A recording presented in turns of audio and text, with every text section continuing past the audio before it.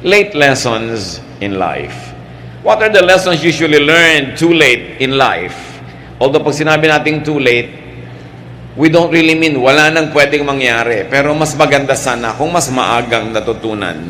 Kaya naman, the younger you are, the more benefits you will get in learning these things. Number one is put God in your life as early as possible. Be as godly as possible before you get damaged or ruined. Marami pong mga tao napapalapit lang sa Diyos dahil napupuwersa, naoobliga ng kalungkutan, ng kasakitan, ng kahirapan, ng kung ano-anong mga problema at damage. Mabuti na napalapit sa Panginoon at mabuti naman at ang mga problema at hirap ay naging daan para mapag-isip-isip ang Panginoon at lapitan ng Panginoon. Pero mas maganda sana kung nauuna na tayong lumalapit bago pa dumadating mga crisis natin sa buhay.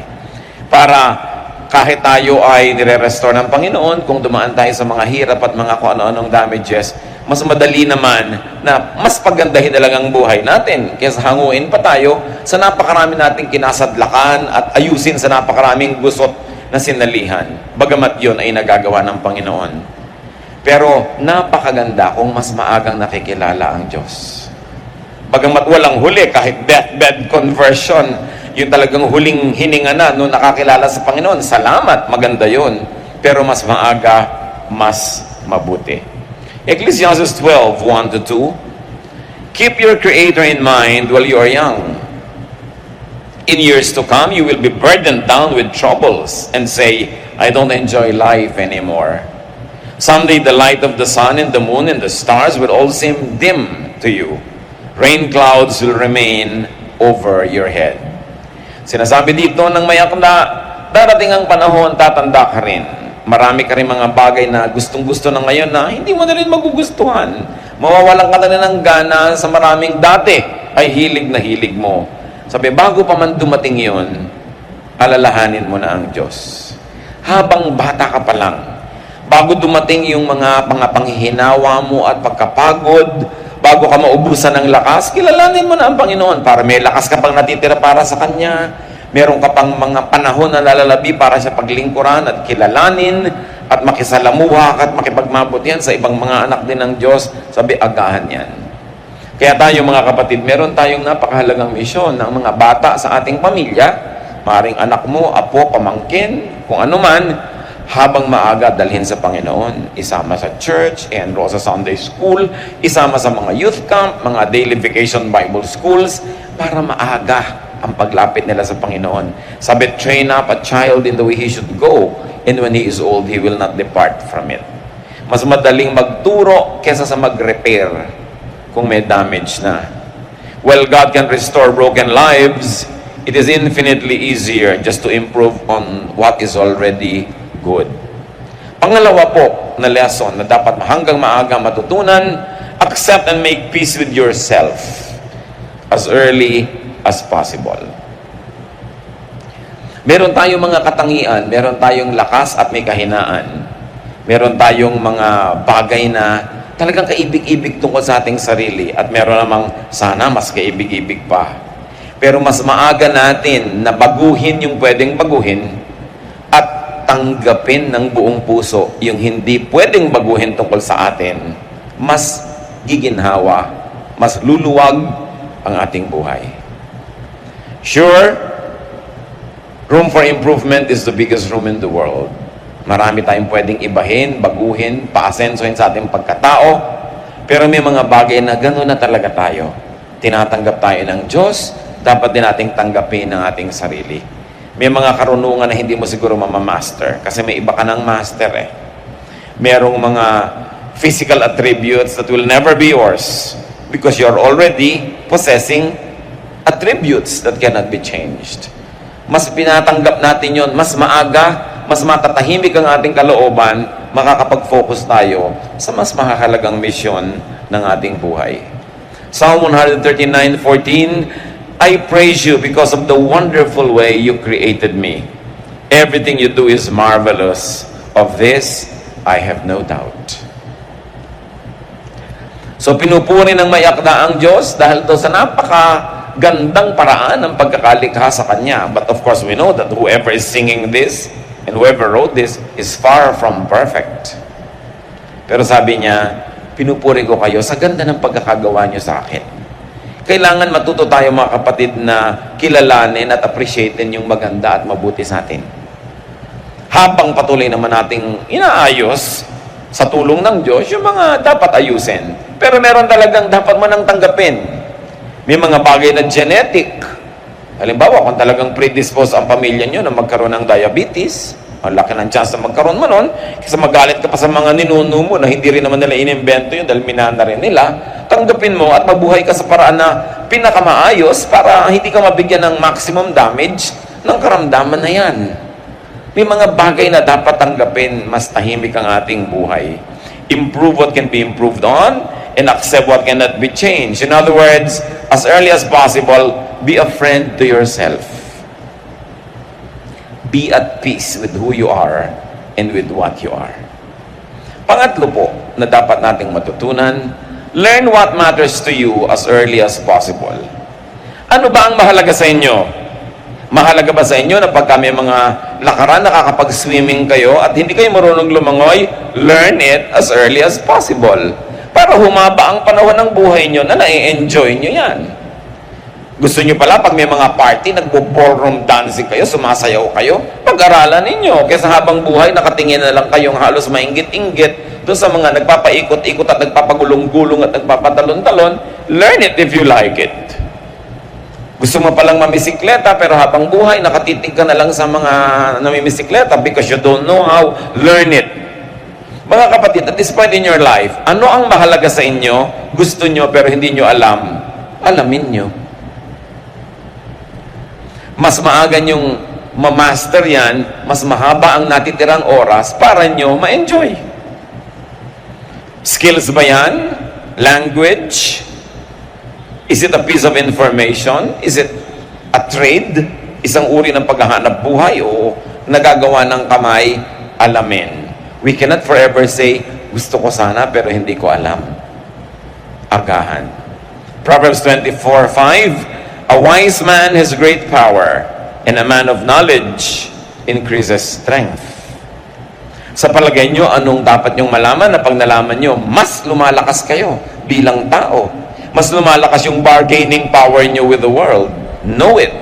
To know is to master, to conquer, and to use. Another thing we have to learn is to be as healthy as much as possible, as early as possible. Bakit sabi nila pag nagkakaedad ka na, dumadami na sakit? Ang dami mo na kasing inipon na lason sa iyong katawan. Ang dami mo nang inipon na atraso. Mga pawis na hindi mo na ipawis, exercise na hindi mo na i-exercise, at mga hindi mo dapat kinain na kinain mo. Siyempre, darating ang panahon, mahahabol ka rin yan, dumadami, nagkakasabay-sabay. Kaya pagdating ng araw, doon ka ngayon magbabawas ng alat, magbabawas ng taba, magbabawas ng mga kung ano-ano, agahan na ang pagbabawas nun kasi naiipon. Habang bata ka pa, konting disiplina na sa kinakain mo. Kung sasabihin bata naman ako, kasi naiipon, naiiwan sa katawan mo yan eh. Hindi lang naman mahalaga na tumanda at humaba ang buhay. Ang maganda, mahaba ang buhay, pero malusog. Mas na-enjoy mo yun. Sabi ng 1 Corinthians 6:19, do you not know that your body is a temple of the Holy Spirit who is in you, whom you have received from God? Isipin ninyo na yung Espiritu ng Diyos na walang hanggan, walang katapusan, napakamakapangyarihan, nakatira sa ating katawan. Isipin nyo na lang na inyong isip na ang layo ng mararating, ang daming pwedeng ma-imagine, ang daming pwedeng ma-create, pero nakatira pa rin sa ating katawan. At pag bumigay na yung katawan mo, kasunod na rin bibigay yung brain mo. Kasi yun ang tinitirhan niya.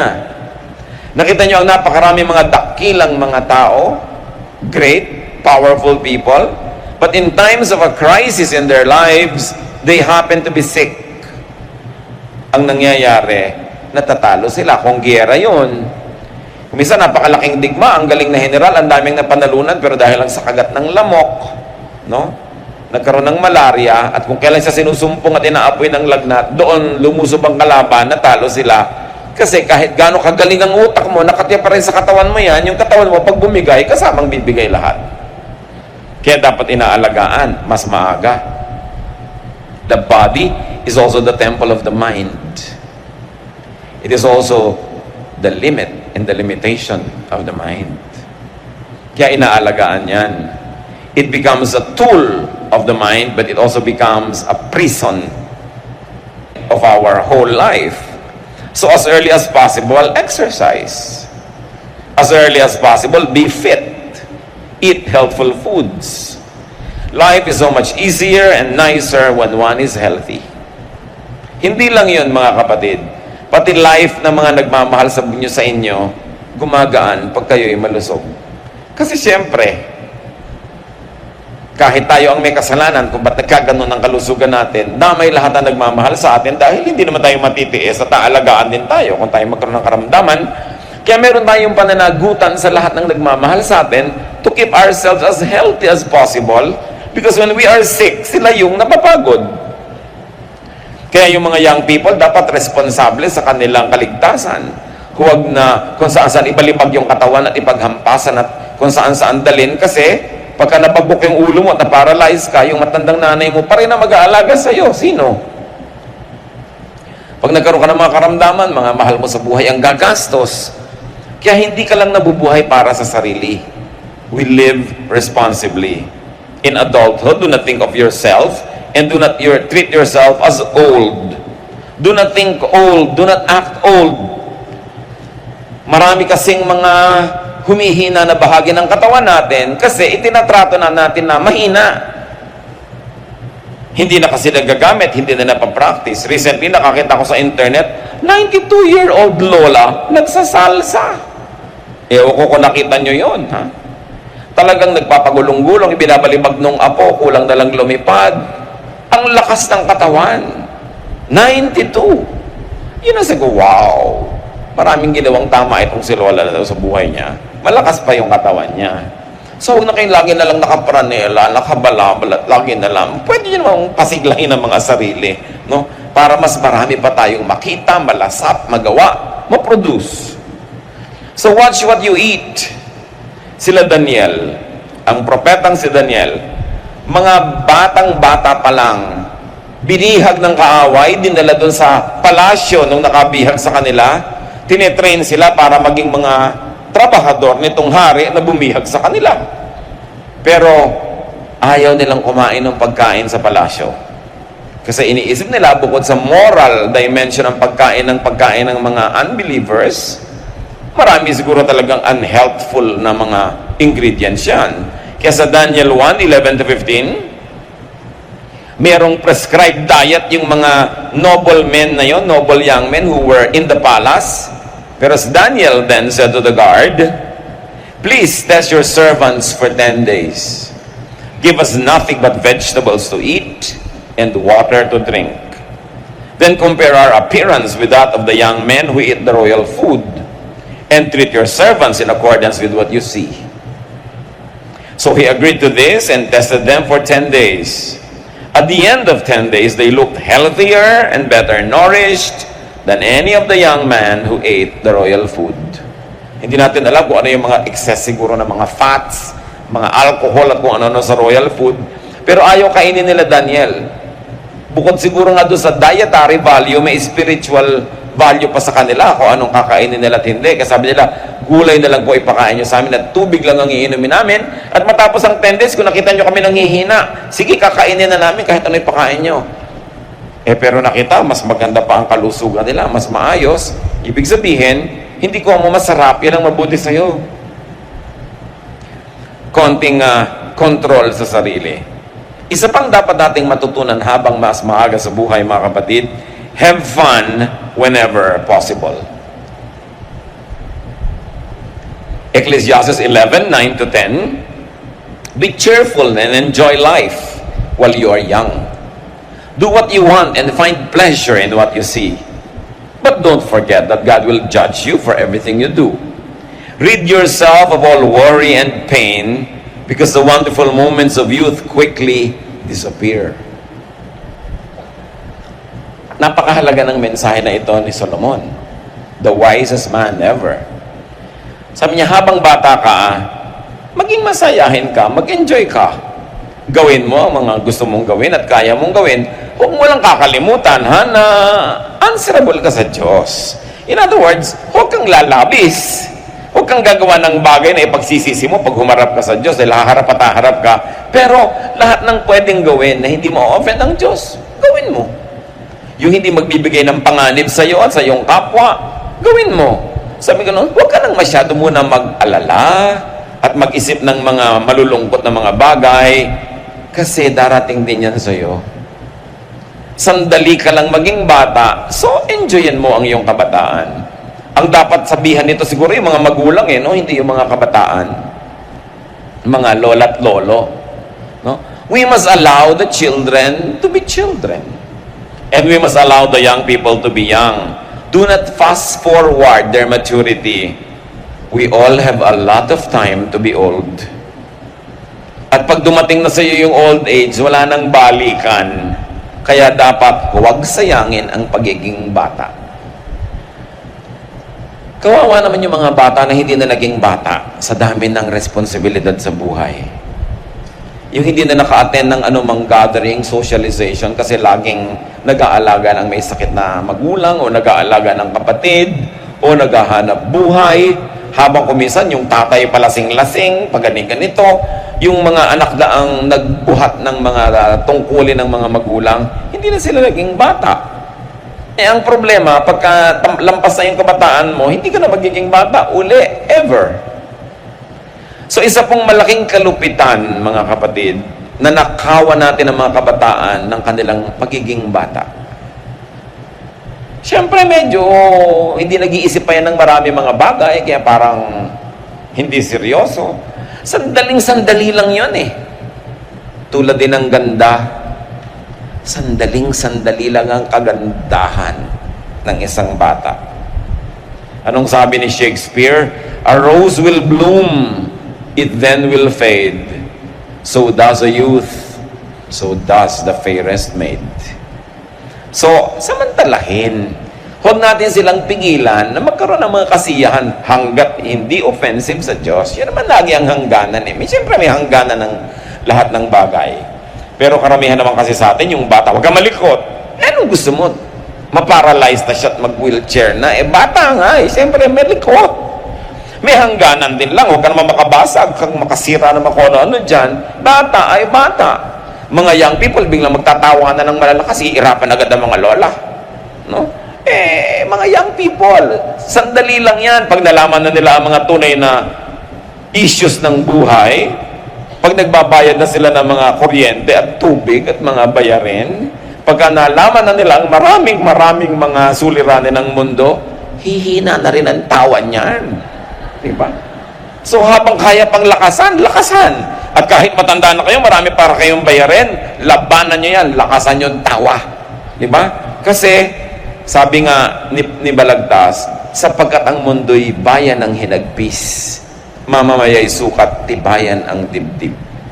Marami talagang dumadating na problema. So, tuwing pwede, magsaya ka. Kasi may mga panahon sa buhay natin, ibigin mo man, talagang mahirap magsaya. So yung masaya na, huwag mo nang palungkotin. Meron namang ganun eh. Nasa pagtitipo na, nasa party na, nasa kasalan na, naninimangot pa.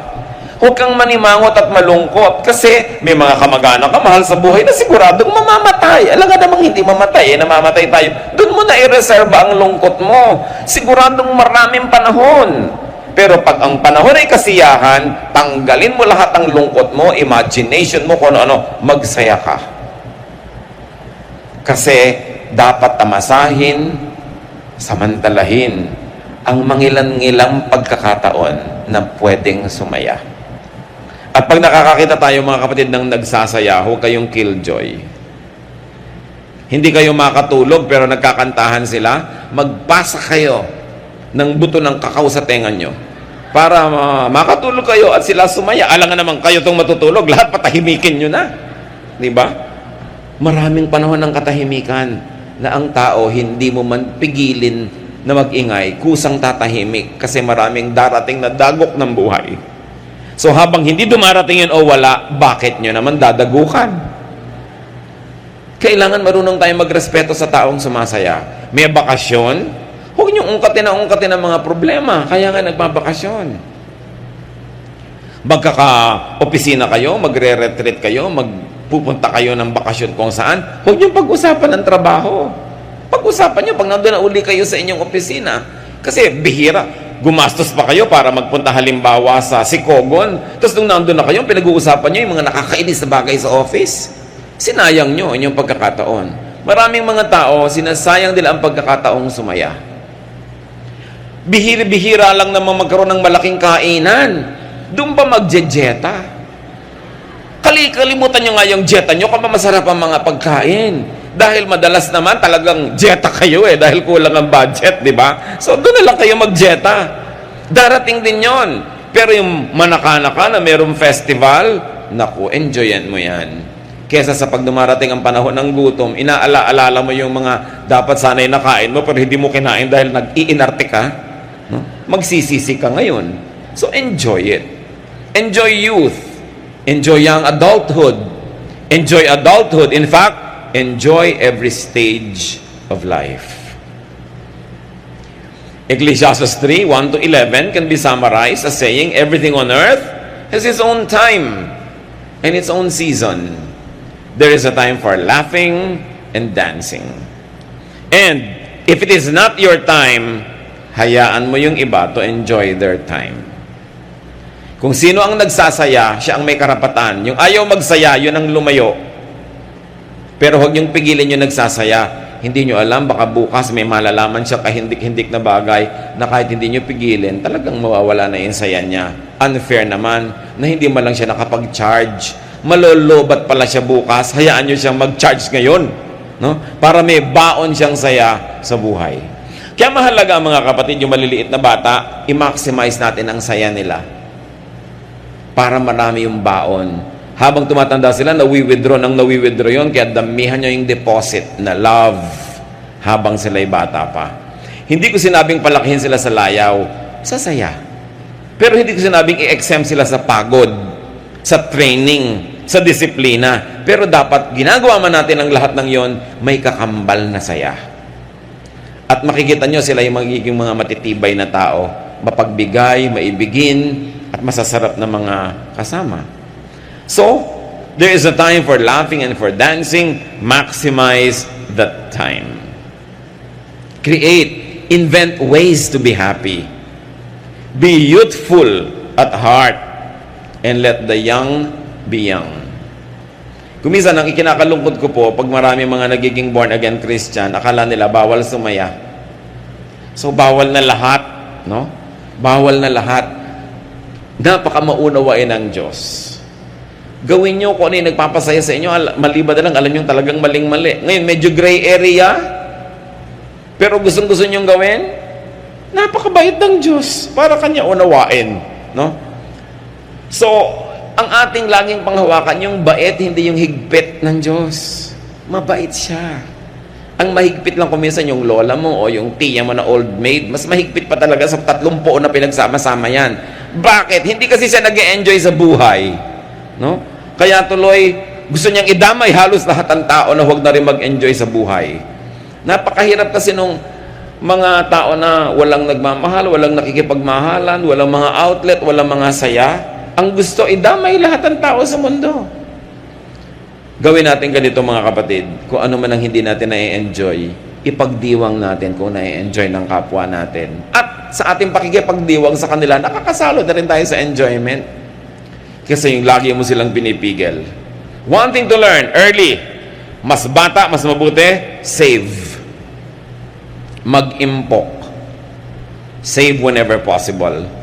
And if you're already saving, save more. Kung malapit ka na lang mamatay, ang dami mo pang savings, di pamigay mo. Pero mabuti na rin yung kinamatayan mo, may savings ka pa, kaysa wala. Invest. Ecclesiastes 10:19, sabi ni Solomon, pinakamarunong na tao sa balat ng lupa, money is the answer for everything. Sa inyo, ha? Ganun ba yun?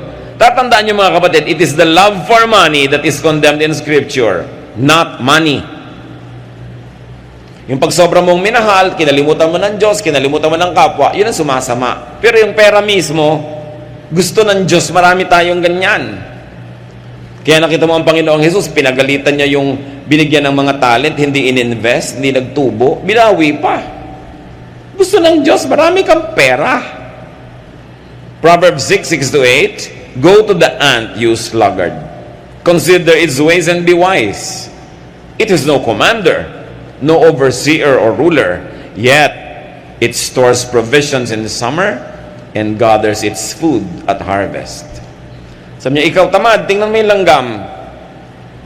Pag tag-araw, pag tag-ani, pagod na pagod. Nagbubuhat ng kung ano-anong madidilihensya niya sa buhay. Kuminsan, 20 times heavier than the body of the ant binubuhat niya. Minsan nagtataka ka sa sahig, may naglalakad na bigas. No? Nung tignan mo, may munting langgam sa ilalim, buhat-buhat niya, naghahanap buhay siya. Ikaw naman sa dista, tiniris mo pa. Naghahanap buhay nga yung langgam eh. No? Sabi, kita nyo yan, kasi hindi laging pwedeng merong kampulutin, kasi hindi laging harvest. Kaya kung tag-ulan na, maaanod na sila ng mga tubig, hindi na pwede, sa tamang oras, nag-iimpok. Para pag dumating yung pangangailangan, merong nakatabi. Kailan tayo dapat mag-impok? Kung kailan tayo malusog, kung kailan tayo bata, kung kailan tayo kumikita, hindi yung ubus-ubus biyaya, bukas na katunganga. Ang mga young people, hirap na hirap magtrabaho ng mga graveyard shift, tapos inuubos ang pera nila sa mga kapeng nakakasikmura. Yung mga maaasim na kape.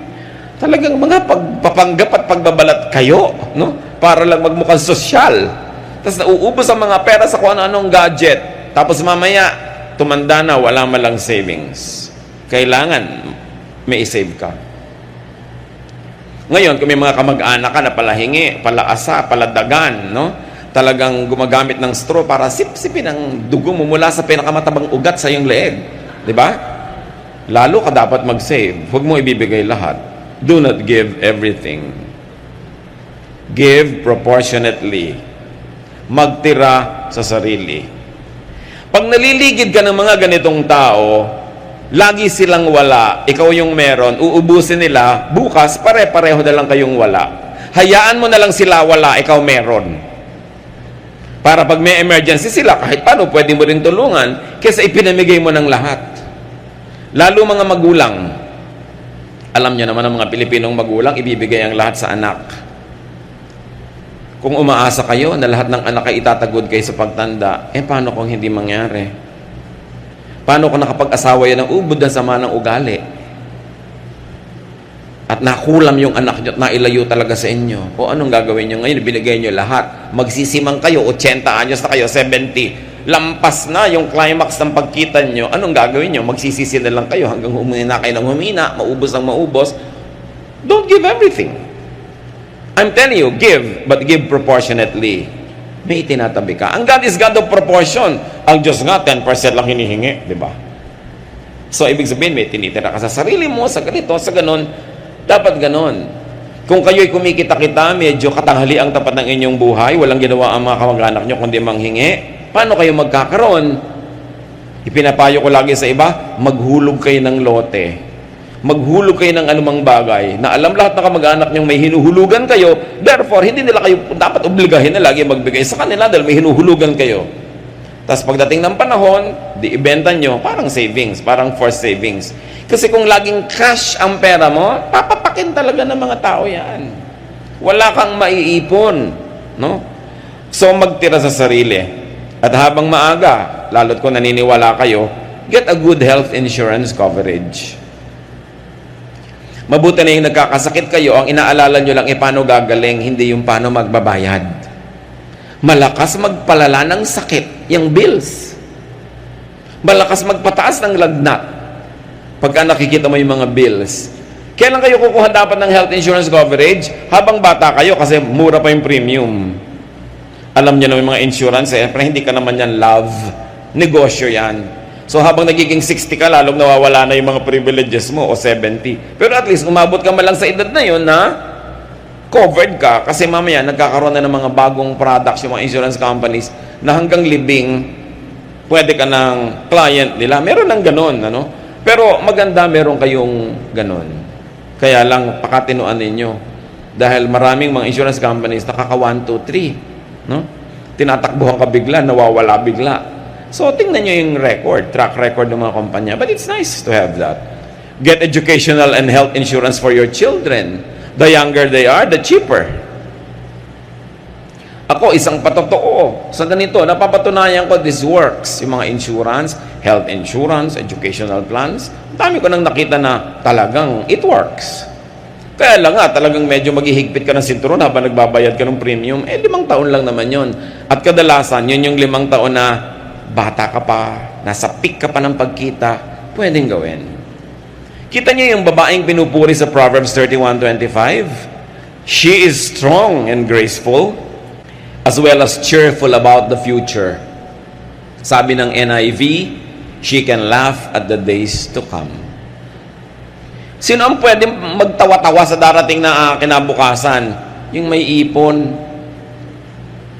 Magulang ka, magkakalit sa yung anak mo, sabi mo, magkakalit sa anak ko, may pambayad ako. Di ba? Gaano karami nakakatawa ting Hunyo? Pag nakasalubong may mga mukhang Biyernes Santo, Hunyo. Kasi enrollment, walang savings. Gaano karami yung nakakatawa kapag naalala mo, naku, tatanda ako, kailangan ko ng wheelchair. Bibili ako ng may mga umiilaw-ilaw pa habang gumugulong. Di yung may pambili, di ba? Sinong nakakatawa sa mga darating na sakit? Di yung may pampa-hospital, she can laugh at the days to come. Yung Proverbs 31:25, lady, because she has savings. So, mahalaga, meron yan. Isa pang lesson, mga kapatid, if you have a chance, I like to emphasize this, if you have a chance, dahil yung iba gusto pero walang chance, and you are psychologically and emotionally fit to marry, marry. Huwag nyo nang tanongin yung katabi nyo, ba't ikaw hindi ka nag-asawa? Di ba? Hindi kayo makialam. Pero, if you have a chance, if you are psychologically, emotionally, economically, physically fit to marry, marry. Maraming ligaya ang pag-aasawa kahit marami rin itong hirap. Pag kinuwenta mo, kwentas klaras, panalo ka pa rin, usually. Pag nagkaroon ka talaga ng isang married life. When you can have and raise a child or children. Mahirap lang yan sa simula, pero malaking joy ang binibigay niyan sa'yo. Lalo't kung mapag-aruga, kung tumanda ka, bagamat hindi yun guaranteed. Diba? So, kung mag-alaga ng bata, dahil investment mo siya para alagaan kanya pagtanda mo, hindi yun guaranteed. Mahalin mo lang dahil mahal mo. Kung minahal ka uli sa sukli, di maganda. Kung hindi, may tinabi ka sa sarili mo. Yun ang importante. Proverbs 18:22, he who finds a wife finds what is good and receives favor from the Lord. Baligtarin mo rin yun, ganun din sa husband. Mapalad yung mga tao who have a chance and who are psychologically and emotionally fit to have a spouse. So, huwag sayangin yun if you fall under that classification. Kahit ano pa ang hirap, mas matimbang pa rin ang pakinabang kung nagkaroon ka ng kabiyak. Psalm 127 verse 3, children are a blessing and a gift from the Lord. Kung minsan, mga kapatid, merong mga ipinagbubuntis na bata in ways that are socially undignified. May mga unwanted pregnancies. May mga hindi inaasahan. Merong mga kuminsan na puwersa nangyari. Sakali mat mangyari, bagamat ayaw natin, never abort a child. At kung ikaw naman ay isang dalaga na sa mga laro sa'yo ng tadhana ay bigla ka naging isang dalagang ina, huwag mong ipamigay ang bata. Palakihin mo. Machichismis ka lang ng 1 linggo, 2 linggo, 1 buwan. After 1 month, may ibang babaeng buntis na uling mapag-uusapan, aalis na sa'yo ang spotlight. Palakihin mo yung anak mo, hindi ka man nagkaasawa, may anak ka na. Alam niyo po kasi, I'm talking to experience. May mga kilala akong mga kababaihan na nagtapon pa ng anak, nagganito pa, tapos hindi na sila nagkaasawa, ngayon, nung medyo may edad-edad na, nanghihinayang, pinalaki ko na lang sana. Tapos ting nakakakita ka ng bata, naku, ganito ni ata kalaki yung anak ko, kung di ko pinamigay. You know, kung wala ka man naging asawa, naging tinatawag ka mang disgrasyada, ganun talaga ang buhay, no? Hindi mo namang ginusto yan, wala naman sa slum.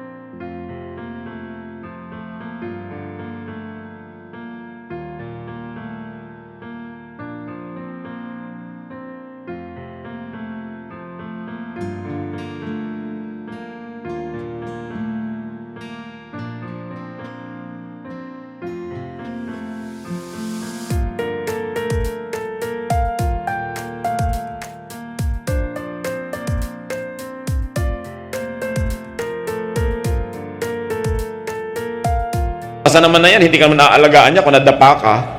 May anak ka, baka naman ibangon ka kung madapa ka. Huwag niyong pansinin yung mga chismosa. Make the most out of your life. Bihira, walang tao na nagiging perfect ang buhay niya. Nagkakapingas-pingas, nagkakalamat-lamat. Nangyayari yan eh. Yun ang maganda nga sa tao dahil meron tayong Diyos na pagdaraanan ang lahat. Basta tayo nagpapatulong sa Panginoon. Huwag kayong masyadong sentimental about it. Blessing pa nga yun. May anak ka na, may nangyari sa'yo. Nakapag-asawa ka, hindi ka masyadong naging maginhawa, hirap ka rin, pero siguradong may ligaya ka rin, pasalamat ka rin. Dahil blessing pa rin yun. God is so good at restoring us. God is so good at repairing broken lives. Don't let the brokenness continue to haunt you all your life. No? At just pick up the pieces, get on with life. Ano ba? Nangyayari yan sa lahat. Ang mahalaga, we'll learn from every mistake. And the mistakes we commit should make us kinder and nicer to those who commit other mistakes. Mas magiging maunawain ka dahil may pinagkukuhanan ka, may pinaghuhugutan ka ng pangunawa. At kung kaya naman naiibig, hindi umibig kayo, love. Never mind not being loved back. Meron kayong mahal, kaopisina nyo, talaga namang lahat ng bonus nyo, inapanulan nyo yung kaldero, binibigay nyo sa kanya, pero hindi pa rin kayo pinapansin, ibigay nyo pa rin. Alam nyo yung nagmamahal, mas masaya naman nyo kaysa doon sa minamahal eh. Kayo yung nagmamahal, hindi man kayo suklian ng pagmamahal, magmahal pa rin kayo, at least naranasan nyo magmahal. Diba? Kaysa sa hindi na kayo minahal, hindi pa kayo nagmahal. Di wala na kayong naranasan. It's all right to love and not be loved back. Because loving by itself gives you a lot of happiness. Kung sinuklian pa, kahit konting pagtingin, malay nyo naman. So huwag kayong matakot umibig. Yung mga nabigunan ng mga 18 beses, may mga 18 pa uli nalalabi. Ubusin nyo. Diba? Huwag kayong sobrang nadala, naging playing safe, ayaw nyo na. Buhay pa kayo eh. Ba't umaayaw na kayo? Malay nyo naman, dito sa ika-27 pag-ibig, yan na talaga matupad ang mga pangarap nyong ilakad hanggang altar. Habaan nyo ang lakad. Mula pa lang doon sa Harrison, maglakad na kayo. Para makabawi kayo. No? So never mind kung hindi ka minamahal. Mahal mo pala. Mahalin mo pa rin. Hindi ka binibigyan ng pag-asa. Mahalin mo pa rin. Huwag mong ilagay sa kanya yung pasya kung anong gagawin mo sa pag-ibig mo sa buhay. Sasaya ka rin. He who loves enjoys more than the one being loved. Pangwalo. Hold no grudges. Have no regrets. Discard anger from your heart. Mas maaga, mas mabuti. May gumawa sa'yo ng masama nung araw, hanggang ngayon inaalala mo pa, ang totoo nun, paulit-ulit na nagagawa sa'yo yung masama kahit wala na siya dyan, kasi nire-replay mo. Lugi ka. Kung meron kayong dapat patawarin, huwag na yung pag naghihingalo na siya o naghihingalo kayo, tsaka pa kayo nagpapatawaran, patawarin nyo na agad. Makakalaya siya, makakalaya kayo, mas luluwag ang buhay.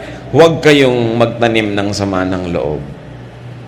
Yung puso nyo, dapat tinatayaman ng pag-ibig, hindi ng sama ng loob, hindi ng galit, hindi ng mga hinanakit, himutok, hindi ng mga pains and sorrows. Minsan na kayong nasaktan, tama na. Ilibing nyo na forever, magpatawad na kayo para hindi maulit. Kasi habang sinasariwa nyo, bumabalik yung galit, bumabalik yung sakit. Sinong lugi? Di kayo. Mas maaga, mas mabuti. Kasi maiksi ang buhay. Sayang ang bawat saglit na inubos mo sa pagiging galit.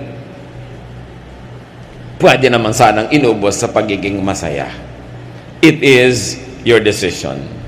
Ephesians 4:31, stop being bitter and angry and mad at others. Don't yell at one another or curse each other or ever be rude. Sayang. Minsan ka lang nagkaroon ng araw na ganito, ng petsang ganito, ng taon na ito sa buhay mo. May nakaaway ka pa, di ba sayang? Samantalang maganda kung may naging kaibigan ka. Huwag sasayangin ang bawat sandali. Philippians 3:13, I forget what is behind and I struggle for what is ahead. Nililimot ko na yung tapos na. Sabing ganun. At kayo, mga kapatid, makinig kayo mabuti.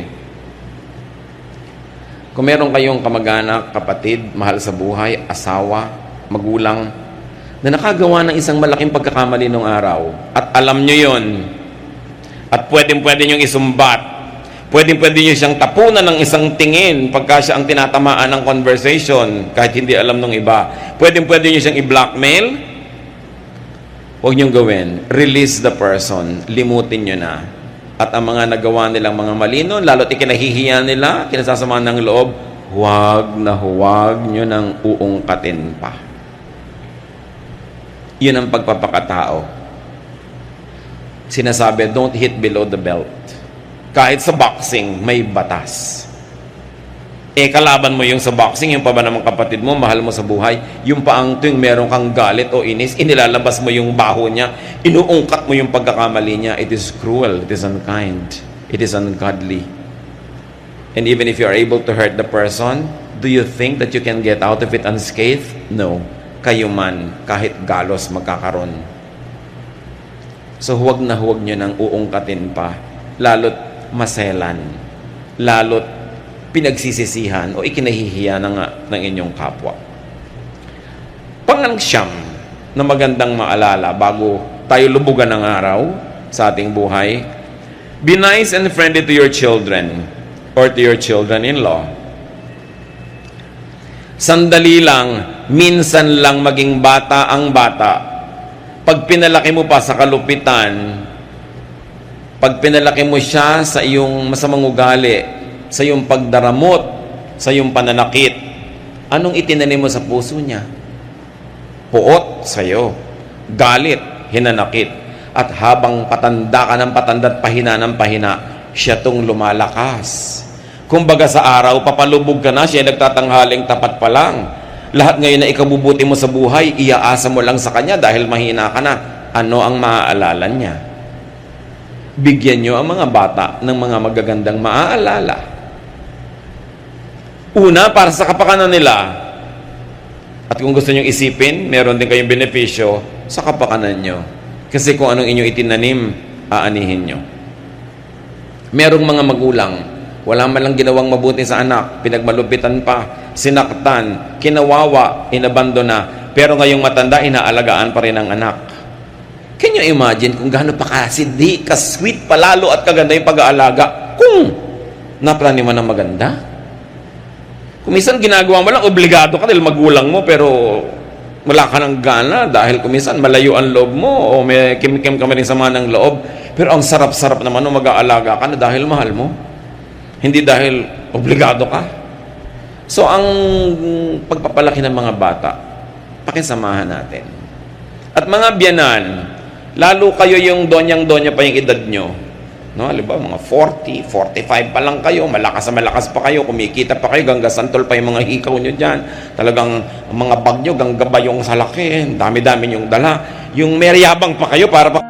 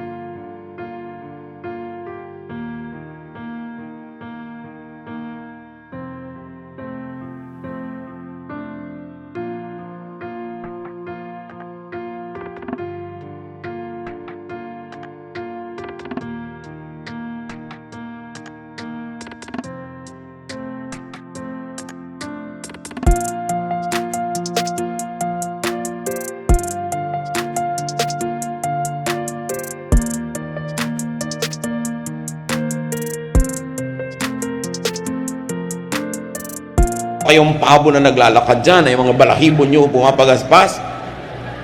Maging mabuti kayo sa mga manugang nyo. Kahit yung manugang nyo, wala pang nasabi sa buhay, wala pang nagagawa, wala pang say, nakikitira pa lang sa inyo, ibinibili nyo pa lang ng gatas yung anak nila, kayo yung donya-donya, tatanda rin kayo. Pag ang itinanim nyo sa manugang nyo hindi maganda, anong ina-expect nyong aanihin? Ilalayo nila yung loob ng anak nyo sa inyo.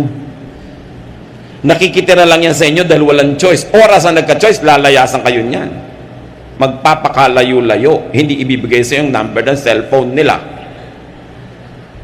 Tetelegrama ka lang, no? Sa RCPI. Can you imagine? Ang tagal nun. So, be nice. Magtanim ng mabuti. Lalo sa manugang kasi hindi mo dugo. Yung sarili mong anak, pagtsatsagaan ka niya kahit anong mangyari, ay yung manugang mo. Ang masama ngayon ito, ang tanda mo na, ayaw mo man, kailangan mong maalagaan ka, at yun lang ang manugang na mag-aalaga sa'yo, paano ka ngayon? Nice mo ngayon kasi wala kang choice. Samantala kung nung may choice ka, naging nice ka, di ba mas masarap? Mas maganda. Ang matatalinong biyanan, ha? Nakikisama sa manugang. Dahil, part na yun ng pamilya nyo. At bihirang ina, ang nanalo sa manugang. That's the truth. Pag nahumaling na yung inyong anak sa kanyang asawa, lalo't amoy sabon, bagong paligo, anong nanay-nanay? Di ba malilimutan ka?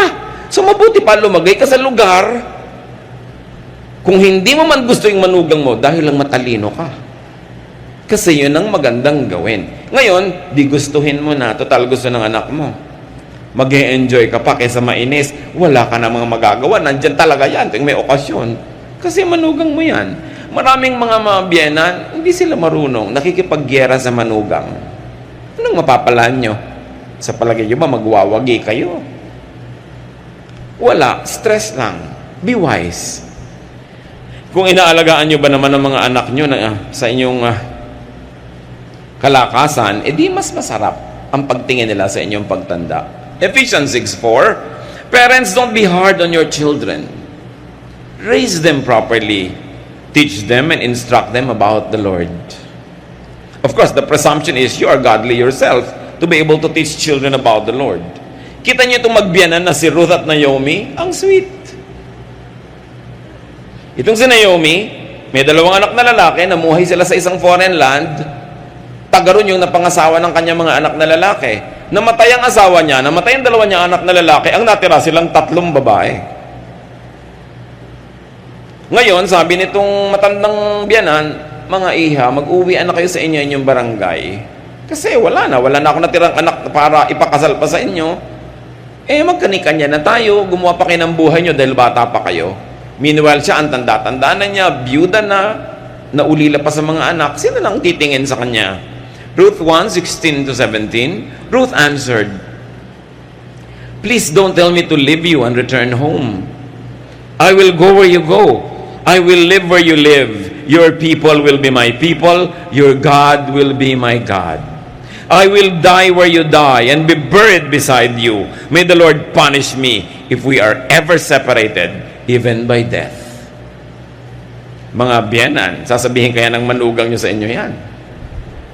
Ang ganda, di ba? Ayaw siyang bitawan ng manugang kahit wala na yung asawa na anak niya. Kasi sila may sariling relasyon na na-develop. Nagmamahalan sila bilang magbiyenan. So hindi lang sila artificially put together by this common man in their life, the son and the husband, but they have developed a friendship between them na wala na yung lalaki, tuloy pa rin sila. Mahusay na babae. Pareho sila. Mga manugang, makisama rin kayo sa inyong mga biyenan. Kahit darating ang panahon na kayo na yung malakas at hihina yan, hihina din kayo at magkakamanugang din kayo. Papaikot-ikot lang yung cycle na yan. At saka syempre, tumanaw ka ng utang na loob sa biyenan mo. Kung minsan napag-aral yung asawa mo, kaya ang yabang-yabang mo ngayon, maganda buhay nyo. Sino ba nagpa-aral dyan? Sino nagpalaki dyan? Di ba yung biyenan mo? Wala ka namang participation dyan. Ngayon ikaw, aani ka na. So dapat tumanaw ka ng utang na loob. At sino pa ba naman ang dapat mag-adjust? Hindi yung bata, natural. Kung may konting mga bisyo yung biyanan mo, may mga ugali, ikaw na mag-adjust. Ikaw naman tong bata eh. Lumagay ka rin sa lugar. Pareho kayong lalagay sa lugar, sasaya kayo. At hindi nyo hahatiin ang puso ng isang lalaki na common to the two of you. Kawawa naman yung lalaki, yung nanay niya, tsaka asawa niya, hindi magkasundo. Meron akong kilala niyan, mga kapatid. Sabi niya, gusto na daw niya magbarel. So kapatid, yung nanay mo at asawa mong barilin mo. Eh, sila pa nag-aaway, ba't ikaw magbabaril? Siyempre, biro ko lang naman yon. Pero ang point is, may mga lalaking ganun gusto na magbaril dahil litong-lito na. Siyempre, mahal ang nanay, mahal yung asawa. Kayong dalawang babae, mag-ayos nga kayo para tumahimik. Di ba? Napakahalaga nun. So, sabi niya, saan man kayo pumunta, sasama ako, nanay. Ang sarap na samahan. Number 10, paalala mga kapatid, do not retire prematurely. Ano ba yung retirable age? 60, 65? Naku, nung araw yun. Ngayon hindi na ganun. 92 nga, nagsasalsa pa. Diba? Do not retire too soon. Or let me say it, do not retire, period.